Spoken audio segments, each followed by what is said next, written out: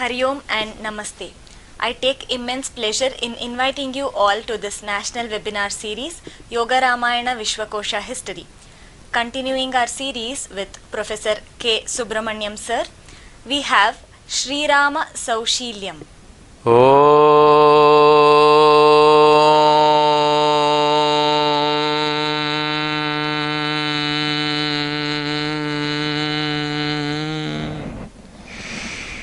वंदे शंभुमुमापतिं सुरगुरुं वंदे जगत्कारणं वंदे पन्नगभूषणं शशिधरं वंदे पशूनां पतिं वंदे सूर्यशशांक वह्निनयनं वंदे मुकुन्दप्रियं वंदे भक्तजन आश्रयं च वरदं वंदे भक्तजन आश्रयं च वरदं वंदे शिवं शंकरं श्रीराघवं दशरथात्मजमप्रमेयं सीतापतिं रघुकुलान्वयरत्नदीपं आजानुबाहुं अरविन्ददलायताक्षं रामं निशाचरविनाशकरं Namami. Friends, there are three types of people. Number one, ordinary people who love if they are loved, who hate if they are hated, who help if they are helped. This is reciprocity. What you do to me, I will do to you. Be good to me, I will be good to you.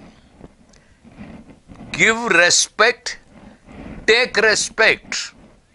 This is mutual. You cooperate with me, I shall cooperate with you. This is an ordinary person. We have a negative person away from this normal tendency. We have a positive person away from this normal tendency. That negative person, even if you help me, I will harm you. Even if you love me, I hate you. A scorpion, it is its nature to be stinging. A snake, however kind you may be towards it, certain snakes are poisonous and they cannot but bite. It is its nature. Similarly, there are certain villains who are venomous all through the body. They will be harmful even if you love them. The proverb says, how far it is true we do not know, even if you feed a cobra with milk, it continues to be poisonous and harmful. Similarly, the neem tree, even if you feed it with sugar water, honey, it continues to be bitter. There are certain people who are negative, who are harmful, who are venomous, who are dangerous. That is the negative dimension. Normal people, mutual cooperation, mutual help, mutual love, everything reciprocal. But the negative people, even if you love me, I hate you. This is a negativism. We find such cruel people in the society, harmful people in the society, dangerous people in the society. Now we go to the positive side, and that is Sri Ramachandra Prabhu. Saushilyam. Even if you hate me, I love you. Even if you harm me, I will help you. Apakarikin upakaram. Even if you are prickly, I will be soft towards you. You may be cruel, but I continue to be kind. You may hate me, but I like you. This is Sri Ramachandra Prabhu. That quality of loving a person who hates you is Sausiliam. When Ravana was on the battlefield, when he was crestfallen, when his chariot was broken, when his charioteer was killed, he was no more there available. When all the weapons have been thrown out without any help, when Ravana was standing alone helplessly, Sri Ram never took the opportunity to kill him. My dear Ravan, go home, consult your wife, take your own time, try to improve, be reformed. I shall not harm you. This is Sausiliam. Even when there is an opportunity for you to teach a lesson to a person who has tormented you, you will refrain from the drastic act and you will continue to love him and give him an opportunity to improve. That's divine quality. Throughout the Ramayana, we find Sri Ramachandra Prabhu not in a hurry to kill anybody, not in a hurry to punish anybody. He gives a long rope. He loves all. He tries to help all. And this quality of a positive nature is called Sausiliam. Very rarely we find this quality. Sri Rama is known for his Sausiliam. There are some people who have harmed him. Especially there is Kaikeyi. Kaikeyi was his stepmother. Sri Ram's father was Dasharatha. He had no children for a long time. His first wife was Kausalya. He married next another lady, Sumitra. She too could not bear children. Dasharatha had the hope of getting the children from a third wife and therefore he married Kaikeyi. This Kaikeyi took care of the husband, took care of the family, children, everything so far sometime good.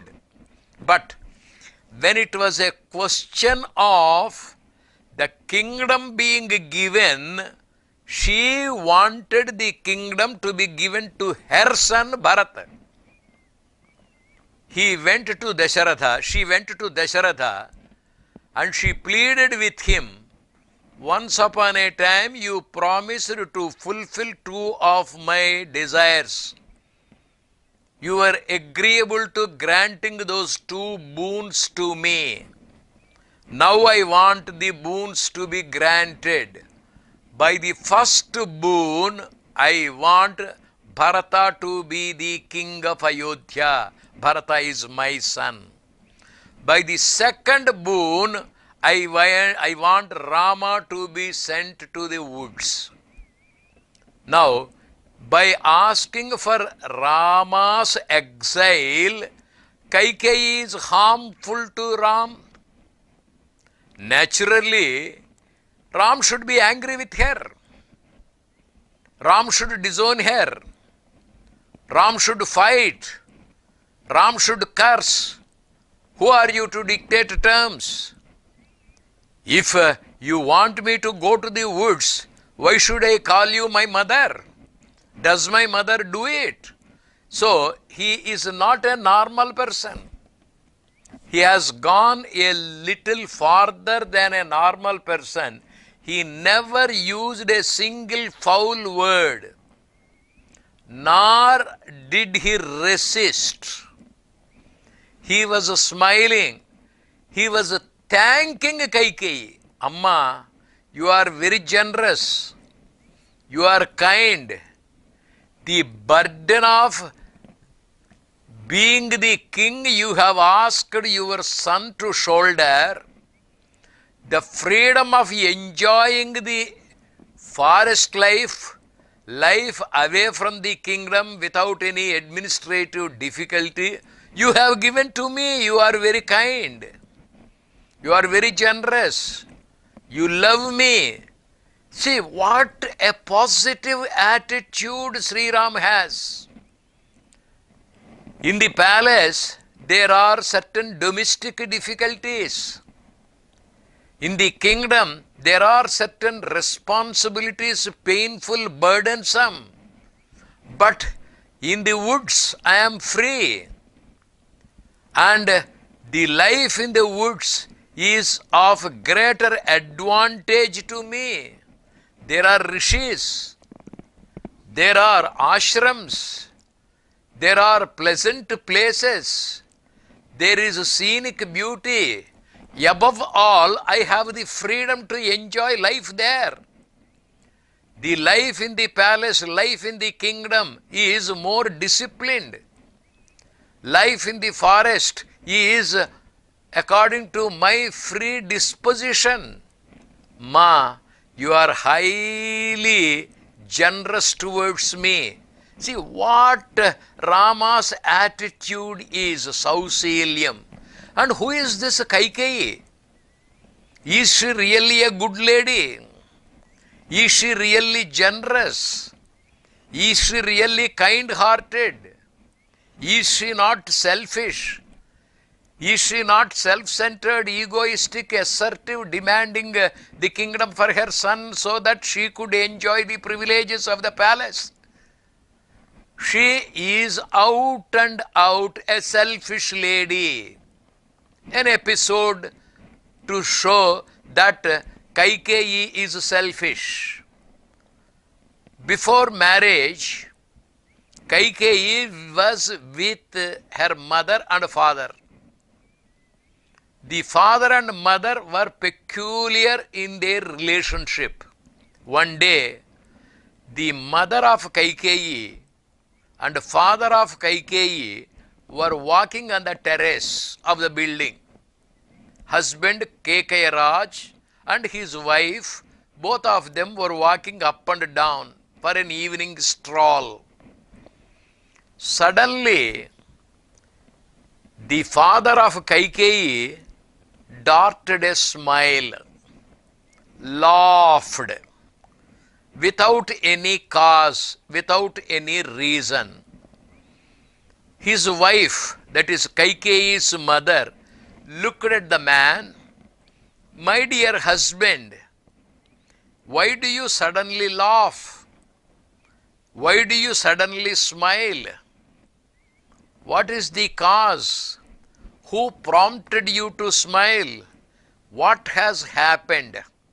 Then the man, the king, Kaikeyi's father, gave the reply. My dear wife, as we are walking, I noticed a train of ants, one after the other. The ants are walking in a line. And I have the gift to understand the language of all the species. The language of the monkeys I can understand. The language of the elephants I can understand. The language of all animals and subhuman species I can understand. And the language of all people also I can understand. That is the gift given to me by God. Now, these ants are walking one after the other. One ant made a joke with another ant.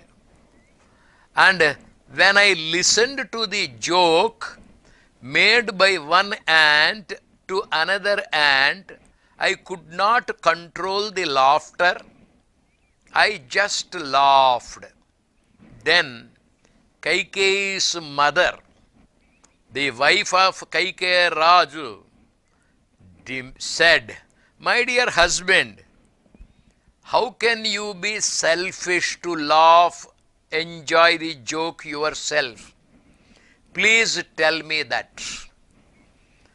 A small example. When we go to a theater, when the cinema is going on, when there is a joke made by one of the actors in a particular language, husband might understand, wife might not understand. If the husband laughed, wife would ask the husband to tell what that joke was. If he tells the joke, he loses the chain of following the cinema. Normally in the theaters, we find either the husbands or the wives asking for the meaning of the language used in the theater. It is found to be a little disturbance by the person who knows that language. Here also, K.K. Raj knows the language of the ants.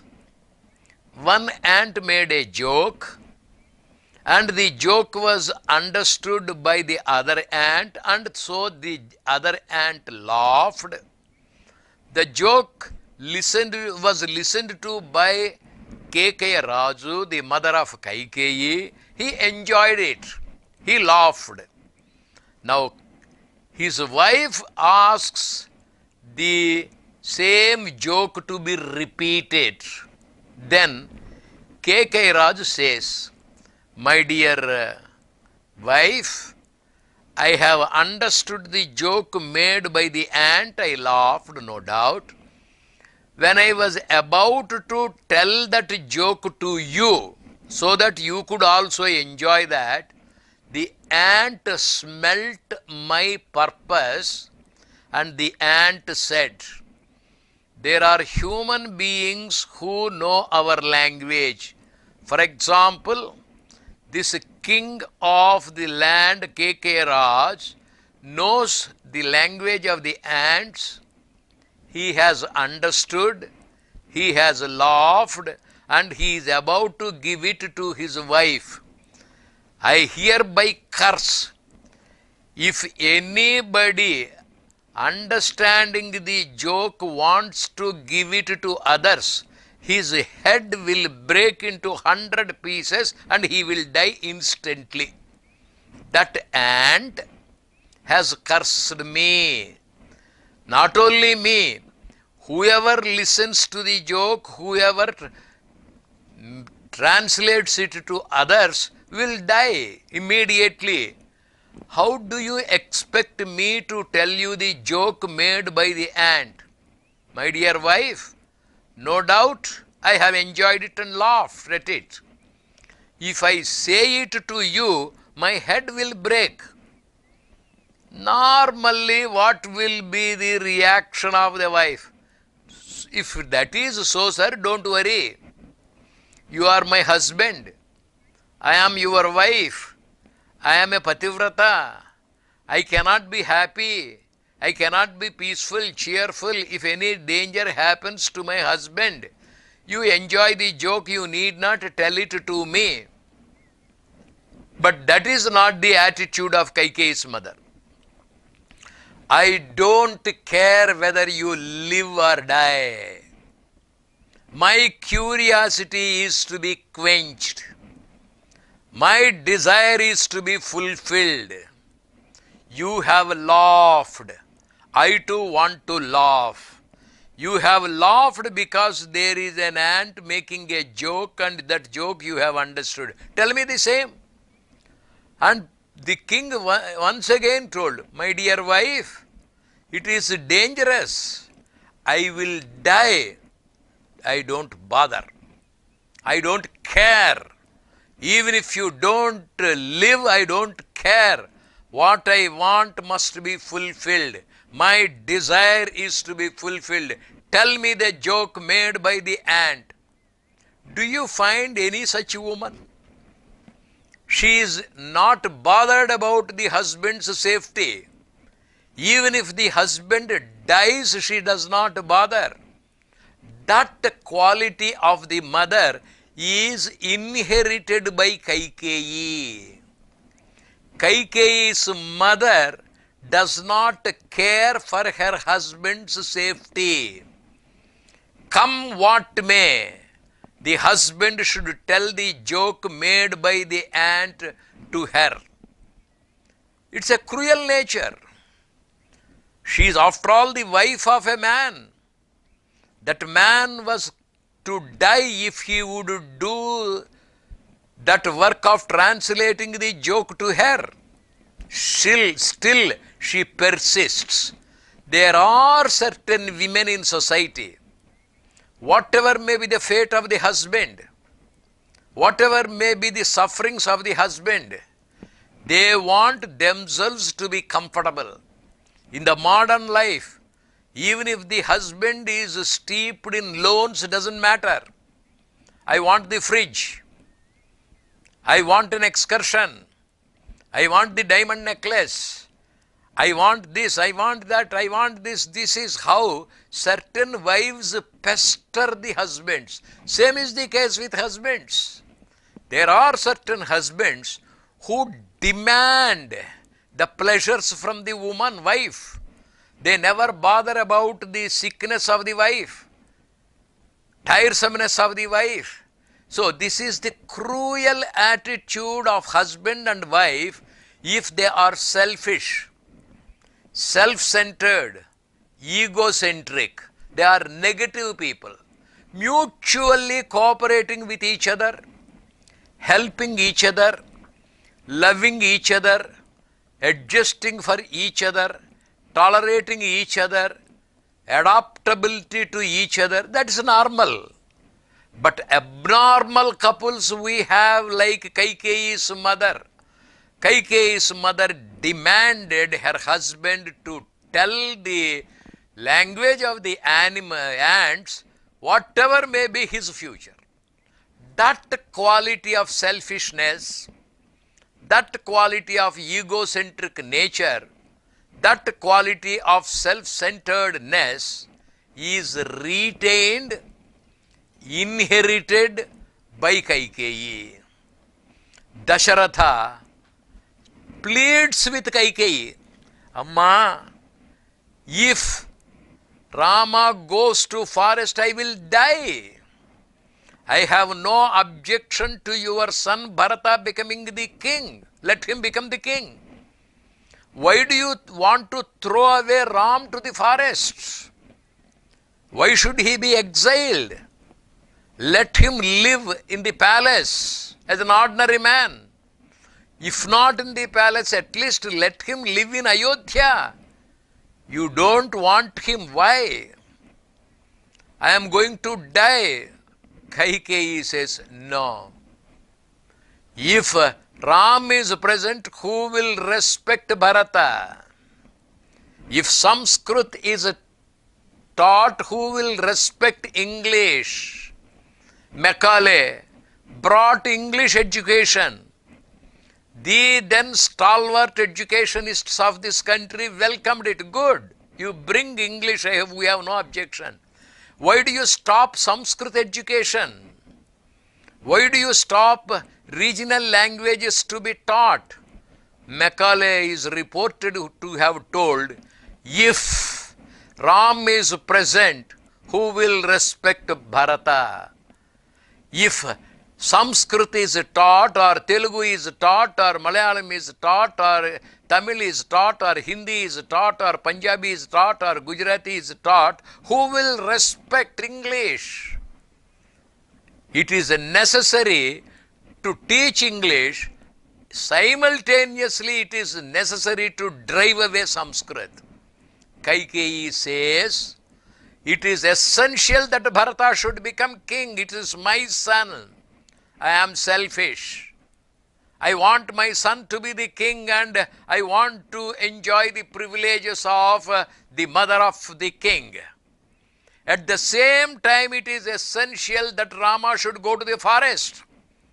His presence will be detrimental to my glory for the administration of Bharata. Therefore, it is equally important that Rama should go away. Dasharatha says, Amma, you can have Bharata, I have no objection.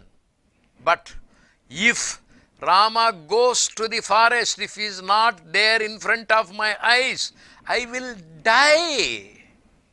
I may die of heart failure.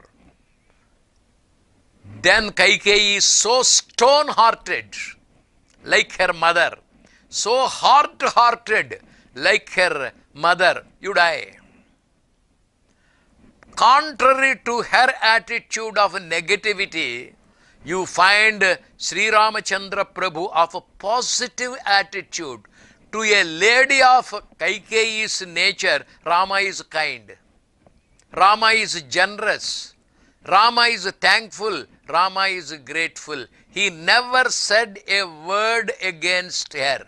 Ma, I go as per your wish, as per father's wish. This is Sausilya.